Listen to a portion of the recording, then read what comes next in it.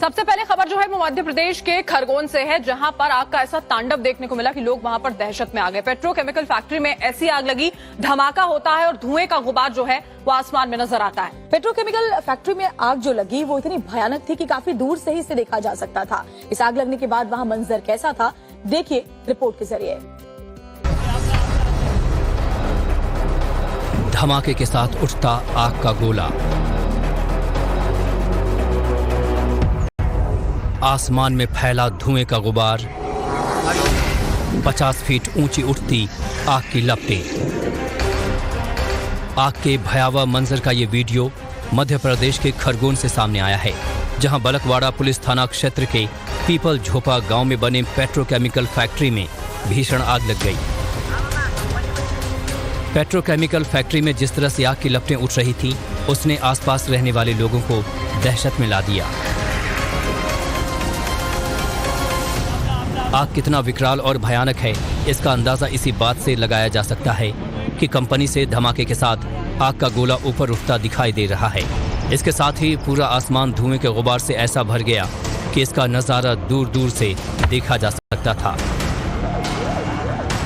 Petrochemical factory में लगी इस आग को बुझाने के लिए कसराबाद, धामनोद, महेश्वर, खरगोन सहित आसपास के फायर ब्रिगेड की गाड़ियों को मौके पर बुलाया गया, जिससे आग पर जल्द काबू पाया जा सके। इस पेट्रोकेमिकल फैक्ट्री में ऑयल बनाने का काम होता था। जब कंपनी में आग लगी तो वहां कर्मचारी भी मौजूद थे। आग लगते ही ज्यादातर कर्मचारी जान बचाकर भाग निकले, तो वहीं आग में एक शख्स के जख्मी होने की खबर है, जिसका इलाज अस्पताल में चल रहा है। हालांकि समय रहते खरगोन और आसपास से पहुंचे फायर ब्रिगेड की गाड़ियों ने कई घंटों की मशक्कत के बाद इस भयानक आग पर काबू पा लिया, लेकिन आग से कंपनी परिसर का एक हिस्सा जलकर राख हो गया। और आग की घटना महाराष्ट्र के पालघर से भी सामने आई है। इस कंपनी में भी भयानक आग लगी और आग इतनी जबरदस्त थी कि पूरी कंपनी जलकर खाक हो गई। आग का भयानक तांडव था कैसे लगी आग, दिखाते हैं आपको पूरी खबर इस रिपोर्ट में। ऊंची ऊंची उठती आग की लपटें और भीषण आग से आसमान में धुएं का ये बवंडर की तस्वीर महाराष्ट्र के पालघर से सामने आई है। पालघर के तारापुर MIDC इलाके में उस वक्त अफरा तफरी मच गई जब एक कंपनी में भयानक आग लग गई। आग कितनी भयंकर थी, इसकी तस्वीरें आप खुद देख सकते हैं। कंपनी में लगी आग की लपटें ऐसी उठ रही थीं, जिसकी तस्वीरें दूर से भी देखी जा सकती थीं। इस भयानक आग की चपेट में पूरी कंपनी थी। कंपनी में आग को देखते ही वहां मौजूद लोगों ने फायर ब्रिगेड को इसकी सूचना दी, लेकिन फायर ब्रिगेड की गाड़ियां जब तक पहुंचती, आग ने पूरी कंपनी को अपनी चपेट में लेकर खाक कर दिया था। फायर ब्रिगेड की गाड़ियां मौके पर पहुंचते ही आग को बुझाने का काम शुरू हुआ, लेकिन आग में पूरी कंपनी जल चुकी थी। काफी मशक्कत के बाद आग को बुझाया जा सका। इस भयानक आग में कंपनी को बड़ा नुकसान उठाना पड़ा है। वहीं कंपनी में आग किस वजह से लगी, फिलहाल इसकी जांच की जा रही है। वहीं इस अग्निकांड में किसी के हताहत होने की खबर नहीं है। और अब खबर नवी मुंबई से है, जहां पर एक बस स्टैंड पर आग लगने से हड़कंप मच गया। आग इतनी ज्यादा तेजी से फैली, कई बसें जो हैं उसकी चपेट में आ गई। फायर ब्रिगेड की टीम को खबर की गई। आनन फानन में टीम वहां पहुंची भी और किसी तरह आग पर काबू भी पा लिया, लेकिन तब तक बड़ा नुकसान हो चुका था। बीच सड़क पर आग धधक रही है। भयानक आग की लपटें काफी दूर से ही दिख रही हैं। पूरा इलाका सुर्ख लाल हो गया है। धुएं का गुबार उठ रहा है। आग बुझाने की कोशिशें की जा रही हैं। दहशत का माहौल है। तस्वीरें नवी मुंबई की हैं, जहां नवी मुंबई के तुर्भे बस डेपो में देर रात अचानक आग लग गई। आग की चपेट में डेपो की कई बसें आ गई। जानकारी मिलते ही दमकल कर्मी तुरंत मौके पर पहुंच गए और फायर फाइटर्स की 6 से 7 गाड़ियों ने आग पर काबू पाया। आग इतनी तेजी से डेपो में फैली कि लाखों का नुकसान हो गया। हालांकि अधिकारी की माने तो नुकसान कितने का हुआ है, ये बताना फिलहाल मुश्किल है और इसकी जांच की जा रही है। वहीं आग लगने के कारणों की भी तलाश हो रही है। हालांकि राहत की बात यह भी रही कि आगजनी में किसी के भी हताहत होने की खबर नहीं है। आपका अब खबर महाराष्ट्र के मालेगांव से है, जहां पर एक वीडियो सामने आई। ये वीडियो हैरान करने वाला है, साथ में खुशी देने वाला। वो इसीलिए क्योंकि एक मासूम ने सूझबूझ जो दिखाई, उसकी बहुत तारीफ हो रही है। दरअसल एक 14 साल के बच्चे ने बड़ी ही चालाकी से एक तेंदुए को घर के अंदर लॉक कर दिया और अपनी जान बचा ली। आप भी इस वीडियो को देखेंगे तो इस लड़के की बहादुरी पर दंग रह जाएंगे। महाराष्ट्र के मालेगांव से आई इस तस्वीर में एक छोटा बच्चा मोबाइल में गेम खेलता हुआ नजर आ रहा है। बच्चा काफी देर तक मोबाइल में ही लगा हुआ है। वीडियो में अगले ही पल कुछ ऐसा हुआ कि कोई भी इस वीडियो को देखकर डर जाए। इसी बीच एक तेंदुआ आता है और कमरे में घुस जाता है। बच्चा जैसे ही तेंदुए को देखता है, तुरंत ही कमरे में उसे लॉक कर खुद बाहर निकल जाता है। खतरनाक तेंदुए को कमरे में बंद कर बच्चे ने तुरंत अपने माँ बाप को जानकारी दी। वीडियो में दिख रहा बच्चा महज 14 साल का है, लेकिन इस मासूम की सूझबूझ का ये वीडियो काफी तेजी से वायरल हो रहा है। ब्रेक के बाद स्वागत है आपका। 24 में 400 प्लस का टारगेट हासिल करने के लिए बीजेपी की रणनीति का सबसे महत्वपूर्ण हिस्सा है लुक ईस्ट। पीएम मोदी इस पॉलिसी को परवान चढ़ाने के लिए लगातार बंगाल और बिहार का दौरा भी कर रहे हैं। और देखिए, प्रधानमंत्री आज बंगाल और बिहार पहुंचेंगे। क्या कुछ सौगात वहां पर दोनों ही राज्यों को मिलने वाली है, दिखाते हैं आपको इस रिपोर्ट में। लोकसभा चुनाव में मिशन 400 पार के टारगेट को अचीव करना है। इसके लिए पूरी पार्टी के साथ पीएम मोदी भी पसीना बहा रहे हैं। आज फिर पीएम मोदी बंगाल और बिहार के दौरे पर रहेंगे। इस दौरान पीएम मोदी बंगाल में 15,400 करोड़ रुपए की लागत से बने कई प्रोजेक्ट्स का उद्घाटन और शिलान्यास करेंगे। 15,400 करोड़ रुपए की सौगात मेट्रो और अंडर वाटर मेट्रो की सौगात और साथ में बारासात में जनसभा को संबोधित करेंगे। इसके बाद पीएम मोदी एक हफ्ते के अंदर दूसरी बार बिहार पहुंचेंगे। बेतिया से बिहार के लिए 20,000 करोड़ रुपए से अधिक की योजनाओं का शिलान्यास और उद्घाटन करने वाले हैं। 8,700 करोड़ रुपए की सौगात, रेल सड़क परियोजनाओं की सौगात, पेट्रोलियम प्राकृतिक गैस परियोजनाओं का शिलान्यास करेंगे और साथ में बेतिया में जनसभा को संबोधित करेंगे। इसके बाद पीएम मोदी कल कश्मीर के दौरे पर भी रहेंगे। यहाँ पर भी पीएम घाटी के लोगों को बड़ी सौगात देने वाले हैं। इसमें सबसे महत्वपूर्ण है किसानों के लिए डिजिटल सुविधा और मार्केट सुविधा के लिए 2000 किसान खिदमत घर की सौगात। कुल मिलाकर चुनाव करीब है, लिहाजा पीएम मोदी का धुआंधार प्रचार है और करीब करीब हर राज्यों के लिए सौगातों की बरसात है।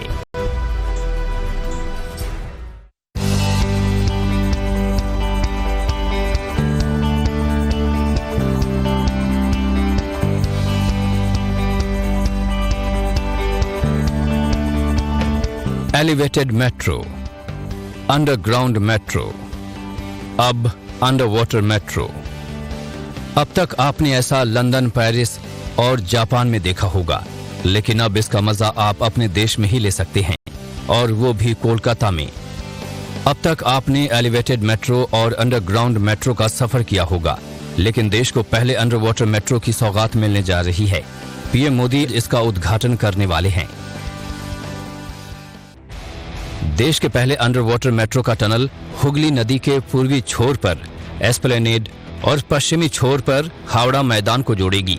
ये रूट 4.8 किलोमीटर लंबा होगा, जिसमें करीब 500 मीटर तक पानी के अंदर टनल से ट्रेन गुजरेगी और ये सफर महज 45 सेकंड में तय हो जाएगी। जब यात्री इस खास मेट्रो में सफर करेंगे तो कैसा फील होगा, अब जरा उसे देखिए। ये यहाँ पर हमारी मौजूदगी एस्प्लेनेड पर, और यहीं से जब वो मेट्रो आगे बढ़ेगी तो अंडर वाटर जो बनकर तैयार हुआ है 45 सेकंड में 500 मीटर का सफर किस तरह से तय करेगी, क्योंकि हावड़ा ब्रिज पर जब लोग सफर करते थे उन्हें जाम की वजह से घंटों का इंतजार करना पड़ता था। इस टनल को विशेष थीम के साथ तैयार किया गया है। खासकर लाइटिंग को लेकर भी विशेष ध्यान दिया गया है, ताकि मेट्रो में सफर करने वाले लोगों को ऐसा लगे कि वो पानी के अंदर ही सफर कर रहे हैं। पानी के अंदर तैयार किया गया ये टनल किसी ग्लास ट्यूब की तरह दिखता है। टनल की रेप्लिका को बाकायदा मेट्रो स्टेशन पर लगाया गया है, जो यहाँ सफर करने वाले यात्रियों के लिए भी एक अलग अनुभव देने वाला है। मेट्रो देश में ये पहली तस्वीर जो है वो देखने को मिलेगी। इसके पहले विदेशों में अक्सर ये देखने को मिलता था कि पानी के अंदर से मेट्रो ट्रेन्स गुजर रहे, लेकिन आप ये देखिए हावड़ा ब्रिज की तस्वीर हम आपको दिखा रहे हैं। उसके नीचे किस तरह से हुगली रिवर, और ये यहाँ पर आप देखिए ईस्ट और वेस्ट जो बाउंड टनल है उसको किस तरह से तैयार किया गया है।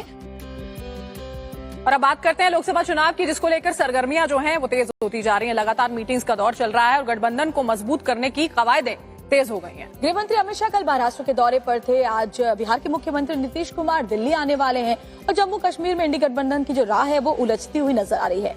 देखिए पूरा अपडेट इस रिपोर्ट में। लोकसभा चुनाव सिर पर आ चुका है।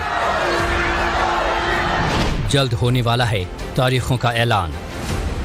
तेज हो चुका है सियासी बैठकों का दौर।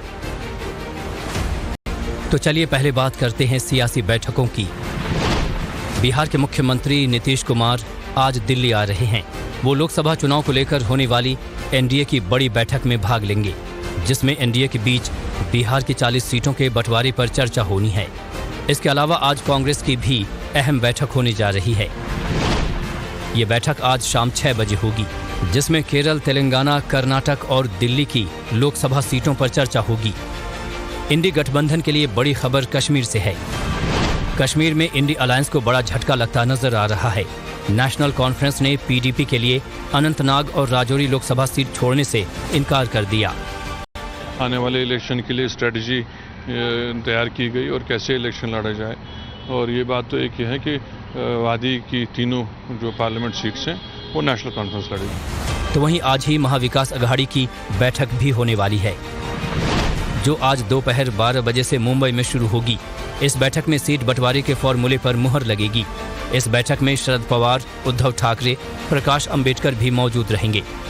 वहीं मंगलवार को महाराष्ट्र दौरे पर औरंगाबाद और संभाजी नगर पहुंचे अमित शाह ने कांग्रेस पर जोरदार हमला बोला।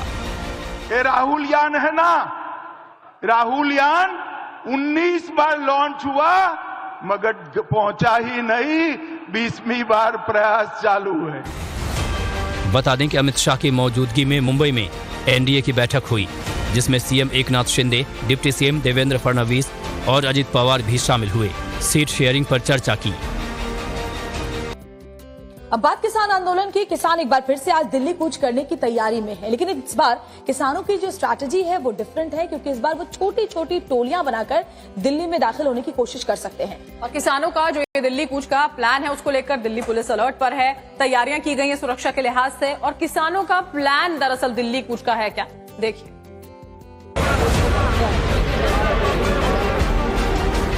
एमएसपी समेत तमाम मांगों को लेकर किसान आज फिर दिल्ली कूच की तैयारी में हैं। पंजाब किसान नेताओं ने देश भर के किसानों से अपील की है कि वो अपने राज्यों से आज दिल्ली पहुंचे। जिन राज्यों से ट्रैक्टर ट्रॉली आ ही नहीं सकते, उन राज्यों को हमने बोल दिया कि आप 6 मार्च को आप देख लें, आप ट्रेन से आ सकते हैं, आप पैदल मार्च करके आ सकते हैं, जो भी आपका निर्णय है, आप राजधानी में पहुंचिए। किसान नेताओं के माने तो वो शंभू बॉर्डर पर तब तक आंदोलन करते रहेंगे जब तक सरकार उन्हें दिल्ली कूच को लेकर रास्ता नहीं खोलती। किसान है, देश के किसान मजदूर के लिए लड़ रहे हैं, और जब तक सरकार हमारी मांगे नहीं मानती, लड़ेंगे बिल्कुल शांति प्रिय ढंग से। इन बॉर्डरों के ऊपर हमारा आंदोलन चल रहा है और तब तक चलाते रहेंगे जब तक वो रास्ता नहीं खोलेंगे, दिल्ली नहीं जाने देंगे, या तब तक चलेगा जब तक हमारी मांगे मान नहीं ली जाती। किसानों के आज दिल्ली कूच को लेकर दिल्ली पुलिस के स्पेशल ब्रांच को भी कई खुफिया जानकारी मिली है कि किसान बस और छोटी गाड़ियों से दिल्ली में घुस सकते हैं। छोटे छोटे ग्रुप में दिल्ली में दाखिल होने की कोशिश करेंगे। किसान दिल्ली से सटे गांव और गलियों का सहारा ले सकते हैं। किसानों की लुटियन दिल्ली पहुंचने की कोशिश होगी। लुटियन दिल्ली में किसानों के प्रोटेस्ट की तैयारी है। दिल्ली पुलिस के स्पेशल ब्रांच के इस अलर्ट के बाद दिल्ली के तमाम बॉर्डर्स, बस, रेलवे और दिल्ली मेट्रो पर दिल्ली पुलिस की पैनी नजर है। साथ ही नई दिल्ली और दिल्ली के बॉर्डर्स पर भीड़ इकट्ठी न हो, इसके लिए पुख्ता इंतजाम किए गए हैं। और अब बात करते हैं पश्चिम बंगाल के आसनसोल की, जो बहुत ज्यादा चर्चाओं में है। वजह लोकसभा चुनाव और पवन सिंह, जिनको बीजेपी ने लोकसभा से टिकट वहां से दिया था, लेकिन उन्होंने इनकार कर दिया। अब सवाल यह है कि आसनसोल से पवन सिंह नहीं तो फिर कौन सा नाम हो सकता है। और जो खबर आ रही है अंदर खाने से वो ये कि हो सकता है कि अक्षरा सिंह बीजेपी के टिकट पर लोकसभा चुनाव लड़ती हुई आसनसोल सीट से नजर आए। पूरा अपडेट देखिए रिपोर्ट में।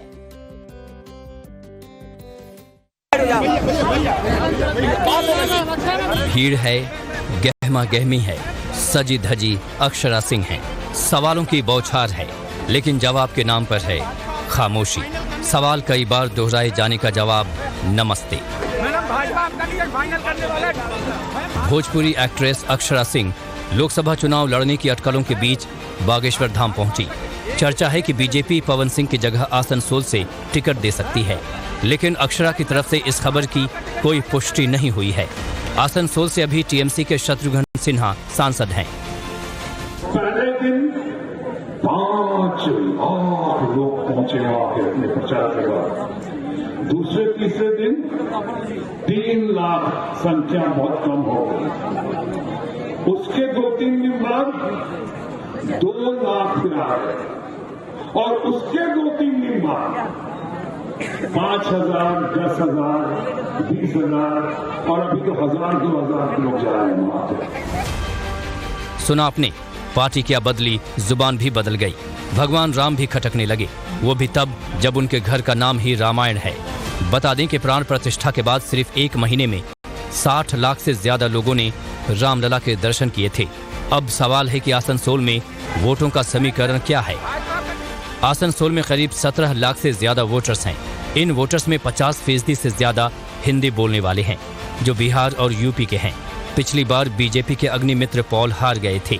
यही वजह है कि बीजेपी आसनसोल से किसी भोजपुरी स्टार को मैदान में उतारना चाहती है।